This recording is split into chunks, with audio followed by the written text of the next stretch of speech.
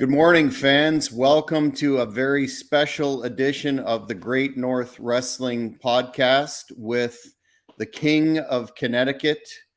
We're here to reflect on and discuss the legacy of the late, great Antonio Inoki and specifically focusing on his connection to, his foundational connection to the world of mixed martial arts. I'm Jack Kilby, and of course, we have a favorite guest again on the channel, that being the King of Connecticut. King, how are you doing this morning?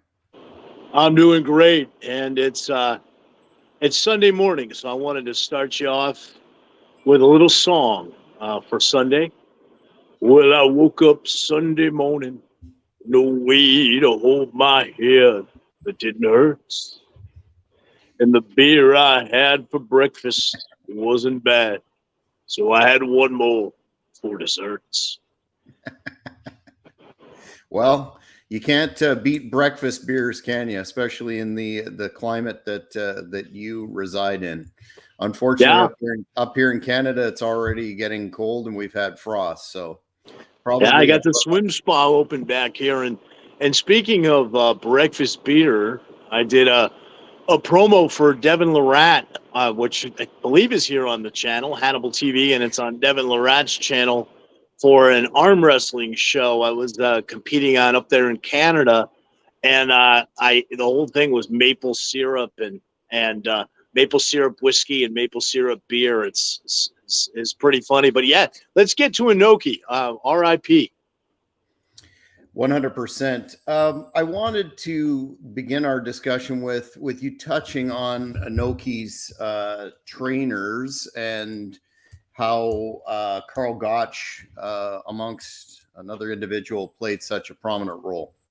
Sure. Yeah, the god of wrestling, the god of submissions, Karl Gotch, was so enormously influential in mixed martial arts, and Pancras and Minoru Suzuki and Funaki and Ken Shamrock and that lineage. You know, Karl Gotch being an Olympic wrestler in Belgium who went on to train at the Snake Pit in Wigan for years and hone his submission game. He was one of Inoki's trainers, and the other trainer was Ricky Dozan. And just give one quick story about Ricky Dozan, who was Korean actually, but so enormously influential in Japanese professional wrestling. And MMA fans will know the name Kimura, which is a name that they kind of bastardized from us from wrestling, from the double wrist lock. And they named that move after Masahiko Kimura, who utilized that double wrist lock to break Elio Gracie's arm in a competition. And Masahiko Kimura was shot on in a match by Ricky Dozan, where Ricky Dozan just beat the hell out of him. Joe Rogan sits down with Gordon Ryan. I'm pretty sure it's with Gordon Ryan, the legendary grappler Gordon Ryan, to talk about that on an old episode of his podcast and show that video. Yeah, it is Gordon Ryan. I think he's with Gary Tonin in that interview. If you can get a hold of it from Rogan's archives. But yeah, that's how tough Ricky Dozan was. And Ricky Dozan was later murdered because Kimura was very tied in with the Yakuza, which is the organized crime element in Japan, was so influential and powerful in MMA and pro wrestling to this day in Japan. I mean, that's a whole nother show in itself. And Ricky Dozan had a bar, and he was just drinking in his bar, and a guy came in with a urine-stained knife and stabbed him to death. And he died from those injuries. He beat the hell out of the guy after he was stabbed and just went on drinking but because it was urine stained, it became infected and he died. And that was purported to be the revenge for Kimura and Ricky Dozan beating him. So yeah, I mean some pretty stellar, rugged trainers, I would say, for Antonio Inoki. Can you speak on some of the men that Inoki trained and the MMA promotions in Japan that actually his trainees started that predate the Ultimate Fighting Championships? Absolutely. And I go to Rough and Tumble, the book I wrote with great Eric Paulson, and I go to Inoki's chapter in the book, and I'm going to just read this little passage just to whet your appetite. Antonio Inoki's influence on mixed martial arts is immense. His disciples include Satoru Sayama, the original Tiger Mask, Masakatsu Funaki, Nobuhiko Takada, Minoru Suzuki, Akira Maeda, excuse me, Shinsuke Nakamura, and Kazuki Fujita. These men not only went on to have success as competitors in MMA, they also went on to form Rings, Shuto, Pride Fighting Championships, and Pancrase.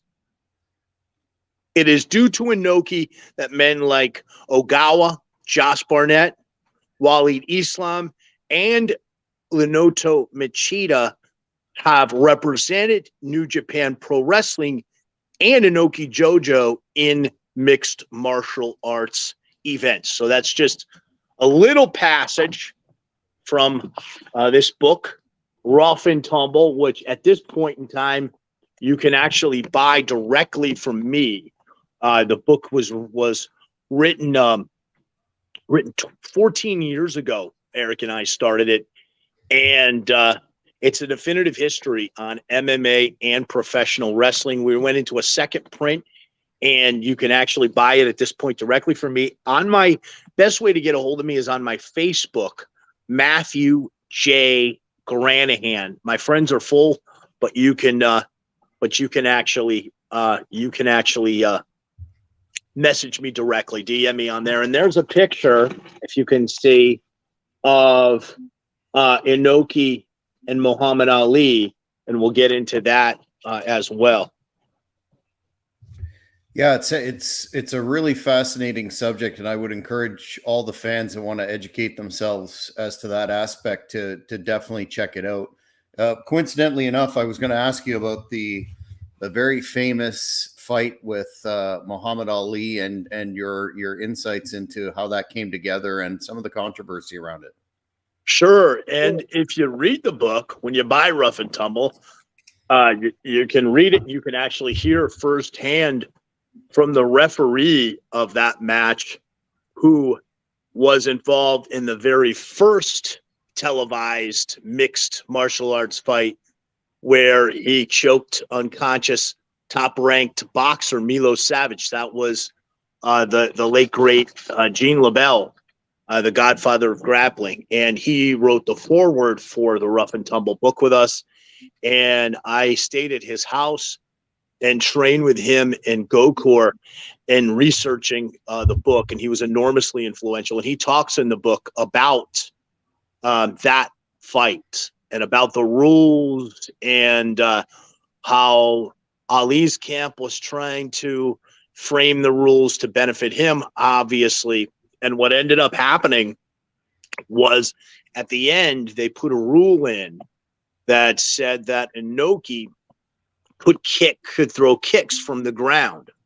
And the reason they did that was because Inoki's camp said, well, what if Ali gets on top of Inoki and starts throwing punches? And there's a lot of ignorance back then as far as wrestling and grappling in a mixed contest, because there had been a number of them years back, and we chronicle that in Rough and Tumble. But at that point in time, there hadn't been a lot of publicized events in that recent time frame, aside from the LaBelle fight with Milo Savage. So Inoki played it perfectly. He utilized that rule, and he spent the majority of the fight kicking at Ali's legs, and a couple points in later rounds, getting him into the ropes and tangling him in to where Ali had to grab onto the rope and hold himself up. And Ali was never the same after that fight. Of course, we know that Ali went through a lot of what we now call CTE and brain trauma issues later in life, but his legs were never the same after that.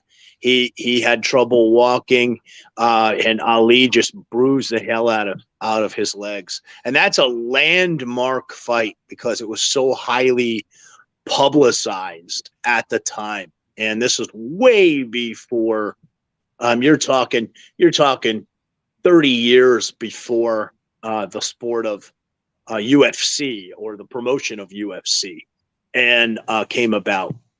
So those promotions that we talked about were so influential, the Shuto, the Rings, the Pancras, Pride, of course, in Japan, also, of course, predated the Ultimate Fighting Championships, which started in 1993. So Inoki, so enormously influential. Absolutely, and another notable name legend that Inoki had a part in a large part in the coaching and mentoring of is Machida. Do you wish to talk on that for a minute? Yeah, again, I refer people to Rough and Tumble to get the full story of Machida's ties to Japan and Inoki's ties to Brazil. But yeah, he was a father figure for Machida and for so many others at the Inoki dojo. I mean, these are just some names that came out of Inoki dojo and jungle fights, some of the early jungle fights. Of course, Stephan Bonner, who I've managed for years and on some really entertaining shows, pro wrestling and interviews with Hannibal here on the Hannibal TV. He fought Lyoto Machida in 2003, and he was very upset that they stopped the fight because of cuts, because it was a back and forth battle. And in jungle fights, Inoki being the promoter, and a lot of promoters are like this, they want their boys to win. But at the same time, Bonner's cuts were pretty bad. But there was another incident that we should really talk about with Montenegro and Mark Schultz. Mark Schultz was coaching at BYU at Brigham Young University at the time when this happened in 2003. And of course, Mark Schultz, legendary American wrestler, the movie Foxcatcher was based on his brother being killed by Crazy DuPont. And that situation, Schultz came in, and I talked to Mark Schultz about this. I used to work with Mark on a company called Wrestling, excuse me, losing my voice, Wrestling Analytics. And Mark gave me the scoop on that.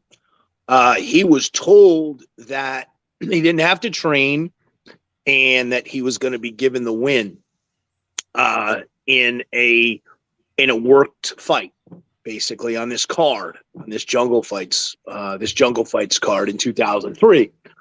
So Schultz goes in there, and if you could watch the fight online, and you could see, he's grappling, but he's not really going that hard. He's not in the greatest of shape, and he ended up getting caught in a head scissors from the ground or triangle choke, as they call it in BJJ by Montenegro. And he was pissed. He was inflamed. You could see it in his eyes. And Mark's a pretty crazy dude, man. I mean, when I was dealing with him, he was on like his third mail order bride. And of course, all the crazy rumors. And I'll tell you this story because Dan Severn tells us when we used to do our stand-up comedy shows, the Feast with the Beast. You know, I'd feed Dan information and he'd tell stories. And Dan was training at Foxcatcher. He was recruited to go and train at Foxcatcher. Gets there the first day, right? And he's sitting in the sauna. Okay. And DuPont comes walking in the sauna with lipstick on, high heels. The way Dan describes it, he has web stockings on his legs, but the crotch is all cut out. So you can just see his manhood just hanging out. And he walks in arm in arm with Mark Schultz into the sauna. And he starts playing with Mark's hair. And Dan said he got up, get the hell out of there, ran to his car, and drove off. And never came back again to Foxcatcher. And if no one's seen that movie, man, with Steve Carell, you gotta check it out. So yeah, man, that's kind of a side topic there with what happened with Mark Schultz. But let's talk about some of the stars, the future UFC stars. We mentioned Lyoto Machida, who was a protege of Inoki and Inoki Dojo. Some of the other folks that came out of there, Fabricio Verdum, Justin McCulley, who is the guy that we put in the mask in Bellator, who was Tito's old trainer with Bonner for the fight in Bellator. Gabriel Gonzaga. I mean, these are guys who went on to have stellar UFC careers. So the bottom line is Inoki's legacy and influence on mixed martial arts dwarfs anything he ever did in professional wrestling. And he did great things in professional wrestling and in Japanese government, a true legend in all regards. But it's sad and rather pathetic, quite frankly, that a lot of these so-called professional wrestling journalists, many of whom are complete hacks that should read Rough and Tumble cover to cover and study it and understand the history of the sport of professional wrestling. Sounds like maybe I want to stretch some of these pencil necks like a rubber band, doesn't it? Doesn't it, Jack? Yes, sir. Do you have any, I know you've touched on the enduring legacy of Inoki. Do you, in a final thought, how would you best encapsulate his impact on MMA, professional wrestling, but what do you think that legacy will be moving forward? Well, I mean, the word pioneer comes to mind. I mean, he absolutely was a pioneer of mixed martial arts, and it could never be replicated because the sport progressed so much. So he'll always be entrenched with guys like Gene LaBelle, like Judo Gene LaBelle, who wrote the foreword of our Rough and Tumble book. Guys like my coach and mentor, Billy Wicks. You know, guys like Frankie Kane, who I have the bookmark here from his book. He's featured in our book, and Scott Teal did a great book on him called Raising Kane, one of the early pioneers of mixed martial arts from the smokers fighting that went on to a great career in professional wrestling as a great Mephisto. I mean, these are the guys that laid the foundation. Guys like Masahiko Kimura, you know, guys like Elio Gracie. These are the people who laid the foundation for the sport of mixed martial arts. And mixed martial arts and professional wrestling are so entrenched. They're both roots of the same tree. And a lot of these pencil neck geek doofuses that purport to be professional wrestling journalists don't know this at all. They're the kind of guys like Jim Cornette would say, not a fan of Jimsy, but what Jim Cornette would say, if they ever accidentally found themselves in a men's locker room, they'd be whistling Stranger in Paradise. Absolutely.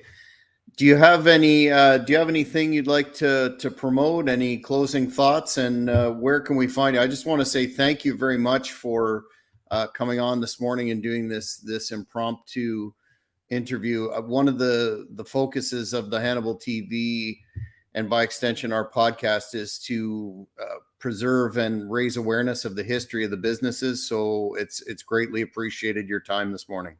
Thank you so much, Jack. And yeah, you can find me on best place is Facebook. My Instagram, I have to approve you.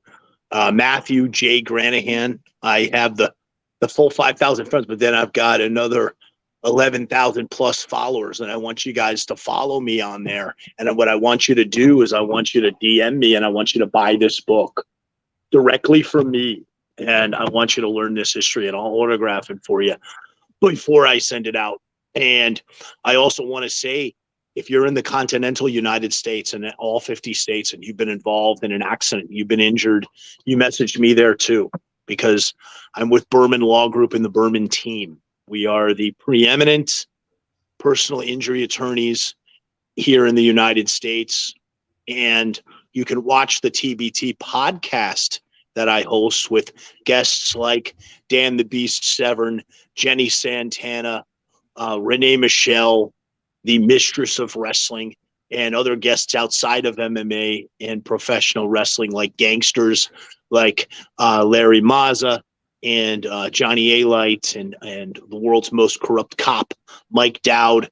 All those episodes here on Hannibal TV as well from our studios in sunny Boca Raton, Florida.